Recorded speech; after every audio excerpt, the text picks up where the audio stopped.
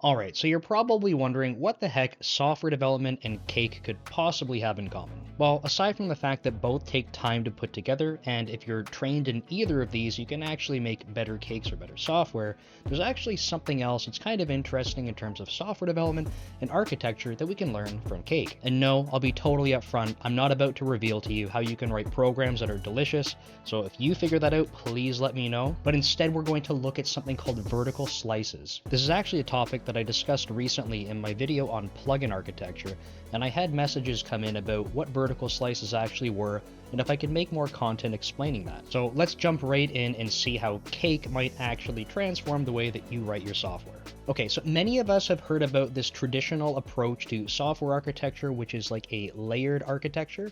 And that's where you're going to have things like a database layer that might sit at the bottom. You'll have business logic that sits on top of that. And then perhaps you'll have like your user interface on top of that. And the different layers that you have in this architecture can look very different depending on the application you're building and the technology choices. It's not always going to be exactly three layers. It could be a combination of a couple of other things going on, and technology choices might make that a little bit different. But overall, this is this kind of concept that you have where you have these different layers that represent different parts of the application. Now, the layers, when we're talking about a layered architecture, we're visualizing them horizontally. I'll show some diagrams shortly. So these horizontal layers, and the way to think about that is that these are actually like technology or functional layers and not actually like features. So layered architectures don't have a layer that is the feature that enables a user to perform thing X. A layer in a layered architecture might have the database access that allows that feature to be enabled, but being able to actually have that feature fully integrated probably requires a bunch of these different layers actually up and running and working together. So when we're talking about layered architectures, this is actually a software architectural pattern, and we are thinking about them horizontally. Now, if we're talking about vertical slices aren't actually an architectural pattern, they're more of a software development approach. And if you're using your imagination already, you're probably thinking, okay, he's talking about layered architectures being horizontal. A vertical slice, as the name suggests, is a slice vertically through these different layers. So the concept with a vertical slice is that it allows us to focus on delivering a feature from end to end, having all the functionality, and that will mean that it needs something like, say, a user interface for a user to interact with, some sort of business logic that might be at a lower layer, and then something like perhaps a data layer. Obviously, it's situational, but that would be sort of this third layer. But the vertical slice has to span through all three of these layers in order for your functionality to be introduced. And that was just three layers in this example, but if you get the idea, the vertical slice spans the different layers of your layered architecture. All right, but it wouldn't be a vertical slice video if we didn't talk about cake a little bit more. So let's pull up Google and actually start looking what the internet says about vertical slices. All right, so I've just done a quick little Google search here for vertical slice and software development, and you can see that I didn't even include anything about cake in my search, but behold, we already have a few things right at the top demonstrating this with cake. So even this picture right here, let me open that up to make it a little bit bigger. So you can see that it's saying each slice is functionality across all layers, right? So we have this cake, and they're talking about the layers of the cake representing, like I was just talking about, sort of these different functional areas. So something like a database or a domain, so your business logic and stuff like that, and then a user interface up top. Unfortunately, some of these pictures are kind of low resolution, but this is another one that does not use cake to kind of illustrate the same thing. And you can see that they're saying a presentation layer, business logic, and then having this data layer here. And all of these are the horizontal slices. So again, a layered architecture, kind of building these layers up. And then the vertical slice is going to be some type of feature that you deliver that has to kind of work through all of these layers. I also just want to mention too that you don't actually have to have necessarily something like a layered architecture in order to talk about vertical slices, because the concept of a vertical slice is really just that you're thinking about delivering a feature end to end. So thinking about it sort of in isolation, what technology or what things do you need to enable in order for that feature to actually work? And when we use a layered architecture that has horizontals, it's a nice contrast, and you get these visuals like with cakes and things like that that can really help illustrate that when you're trying to tackle just a narrow feature, it will have to span a bunch of different things. And that might be at odds with what some software development teams do if they're focused and grouped together on looking at the different layers. So, for example, if you had a software development team or multiple teams in part of an organization, and you might have a team that's focused on the data layer, right? So they're doing all of the work interacting with the database and things like that. You might have some other teams that are focused on like a business logic layer.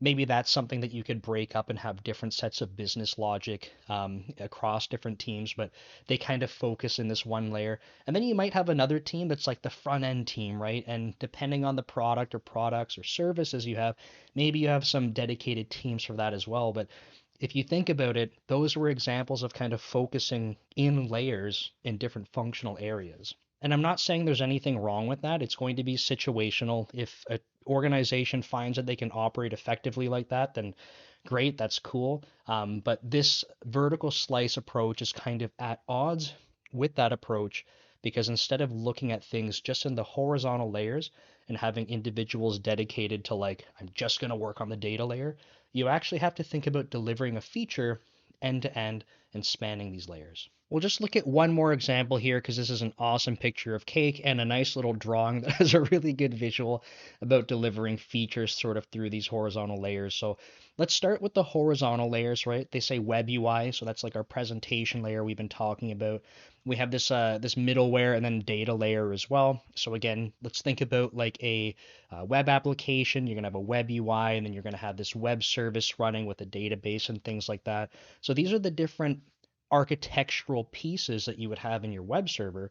And if you look at the other slices, like literal slices that they're showing coming out of this cake, we have what you would consider different functionality that an end user could have. So the one slice that's coming out of the cake that you can see being cut out here says pay order with credit card, right? And if you look at the other slices that they have pay order with PayPal, right? So the idea here is that these are literally different sets of functionality that a user could have, and the user isn't going to be thinking about the different, horizontal layers that are in this cake or in the software architecture. It's really just focused about the actual feature. And the other part here is that they have pay manually. So again, like just another type of payment method that you could have. And all of these are three distinct features, and if you think about it, they probably all have to span, like, the web UI to be able to have the user interact with it. The layers below that might look a little bit different in terms of what they're touching, right? So I can't, obviously, this is not a full like software architecture here, but the middleware, you might have to interact with different services from there, right? The data layer, depending on the types of transactions and how that's all working, maybe that's going out to different database tables and things like that. So the what's happening underneath the hood, sort of when you're carving out that vertical slice, in those layers, you might be touching different things, but the idea is again, you're cutting a vertical slice through them. All right, let's just briefly touch on some of the reasons why you might want to take a vertical slice approach in your software development. So, some would argue that you actually get a faster feedback loop when you focus on this kind of thing. When you're thinking about building software, and if you're doing it in layers and trying to have these really robust, fully built out horizontal layers before you can actually deliver functionality, it makes it kind of tricky because you actually have to go establish everything in its entirety, or you're focused on perhaps delivering a little bit too much. It's not really scoped when you're just focusing on the layer. So you might say, well, we have all these tables we're going to have to go make. Like, let's go build the repositories, or like if you're using Entity Framework, let's get all the entities and stuff set up. But the reality is, for this feature that you're trying to focus on, if you're thinking about a vertical slice, it might only need a very narrow set. And if you just focus on that, you can actually carve out the necessary time just for that and not everything else. And if you kind of take this same concept and apply it to the different layers, it really lets you just kind of focus on what's actually needed for just this feature. And then, of course, by doing that, reducing the amount of time it actually takes to have something working end to end, even if it's not bulletproof and perfect, you can actually get feedback on it sooner, right? So someone can try it, whether that's, developers internally, QA testers, if you're working with customers that can actually try it out, that kind of thing. You can get that feedback kind of measure and then adjust to see, okay, like what else do we need to do to make this actually work the way we want. Another interesting thing about this is improved collaboration. So one thing that I really like to think about is that when you have software teams, it's pretty natural that people will gravitate towards things that they feel like they have strengths in, right? So, for example, I'm not a good front end developer. I really have a challenge with trying to take creative ideas and making them appear the way that I would like. But I get concepts around usability and, good design practices, I think. So, I'm okay with that, but I'm really bad at like translating that into actuality, I suppose. But when it comes to back end stuff, I feel like I do a lot better with that. And if you think about other people on teams that you've worked with, you'll probably notice that some people gravitate towards different things. Of course, there's lots of people that can do all of it end to end, and that's great. But sometimes people will focus on like, I like this or I'm better at it. So you get this mix of people on a team that have different skill sets and that kind of thing. So when you're doing vertical slices, what's really cool is that you can actually get collaboration within an entire team so that you're not just having the database people only do the database stuff and the front end people only do the front end stuff.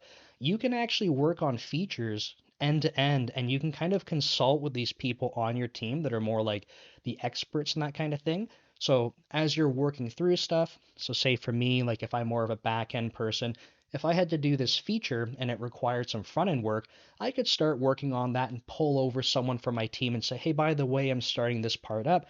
Could I get your feedback about the best spot to integrate this? And all of a sudden, you start to get this like really collaborative effect within a team. And I think that that kind of approach actually like can really transform a team, building trust, building respect, and kind of just bringing down silos, right?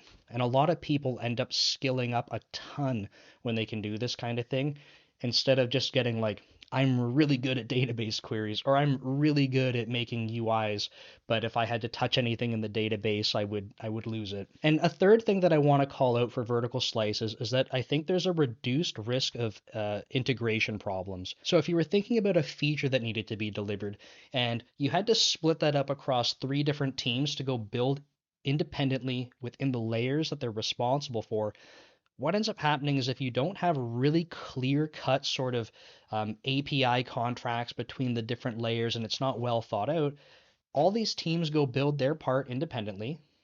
And then when they come together and say, hey, look, I'm done my part, I'm done my part, I'm done my part, and you put it all together, is it going to work? Well, perhaps, perhaps not. I would say more often than not, probably doesn't work exactly as expected. And that's because the amount of time and effort that has to go into upfront planning, it helps, but you're always going to encounter things along the way that needed adjustment. And if you're not perfectly on top of communicating all of these things, it's definitely at risk for some integration challenges. So I'm not trying to say that it's impossible to split features up across teams that focus on layers. But what I am saying is I do think it makes it more challenging and perhaps more risky when it comes time to integrate. So that's our crash course on vertical slices. And just to quickly summarize, vertical slices are a software development approach that you're thinking about going vertically for your features. And if you're thinking about that in contrast with a layered architecture, layers in a layered architecture might be something like a database layer, business logic, presentation layer. And again, your vertical slice will cut through all of those layers and actually allow you to deliver features end to end because they need each part of those layers. When I'm done with the follow-up video, I'll link it right over here and we'll actually look at implementing vertical slices and how that can look within your team so you can try that out. Thanks for watching and we'll see you next time.